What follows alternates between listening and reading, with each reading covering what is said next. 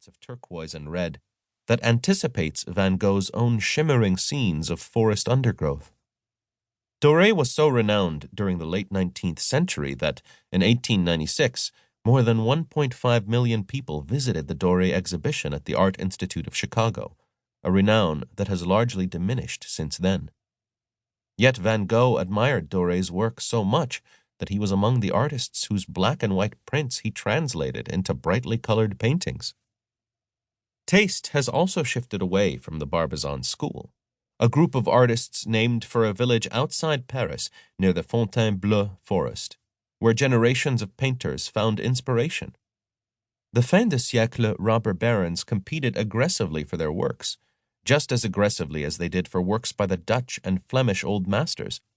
In fact, a painting by Jean-François Millet called The Gleaners sold in 1889 for the astounding sum of 300,000 francs, about $1 million today.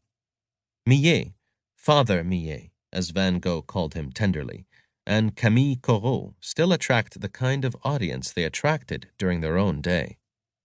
Other masters of the movement, however, including Jules Dupré, Narcisse Diaz de la Peña, Charles-Émile Jacques, and even Jules Breton, do not. Yet Van Gogh admired them all, believing that the Barbizon masters had not only reached the pinnacle of art, but that no one would ever eclipse them. There was still progress up to Millet and Jules Breton in my view, he wrote to Émile Bernard, an artist he had known in Paris. But as for surpassing these two men, don't talk to me of that. Van Gogh was devoted to the old masters, and their influence on his work would always be profound. But like most artists, he was especially invested in the art of his own time. For him, this was the art of the entire 19th century.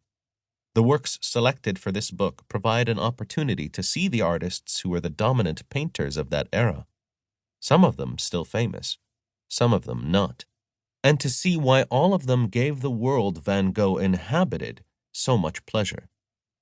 They provide a platform for viewing this great art, but also a prism through which to view it, the prism of Van Gogh's own appreciation. Throughout his brief career, Van Gogh declared his enthusiasm for his favorite artists in his letters, most of them to Theo, a body of correspondence so cogent in its analysis of art, so profound in its explorations on the meaning of existence, and so full of sorrow and joy that it is considered a literary masterpiece in its own right. As a result, much of the time we don't have to guess what it was about a favored artist that influenced Van Gogh. He often described it in specific detail in his wonderful prose.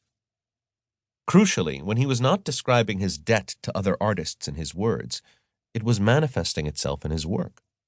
Van Gogh was so far-reaching in his tastes that it would be impossible to name every artist he admired, but we can at least identify many of the artists he admired most. And so, for example, this volume includes paintings by the French landscape artist Georges Michel, who influenced the entire Barbizon school of French landscape painting, as well as Van Gogh's own landscapes. Michel's works often feature clouds rolling across vast skies, capturing the awe before nature that was characteristic of the Romantic era. Again and again, Van Gogh used the same pictorial device to capture his own reverence for the natural world. There are several works by Jean-François Raphaëli who shared Van Gogh's sensibility for the subject of the downtrodden. In Van Gogh's portrait of Madame Roulet, La Berceuse, woman rocking a cradle, an image so important to him that he made 5 versions of it, he focuses the viewer's attention on the working-class woman's rough hands, just as Raphaëli did in the drawing of an old peasant woman that he made for a painting that is now in a provincial town hall.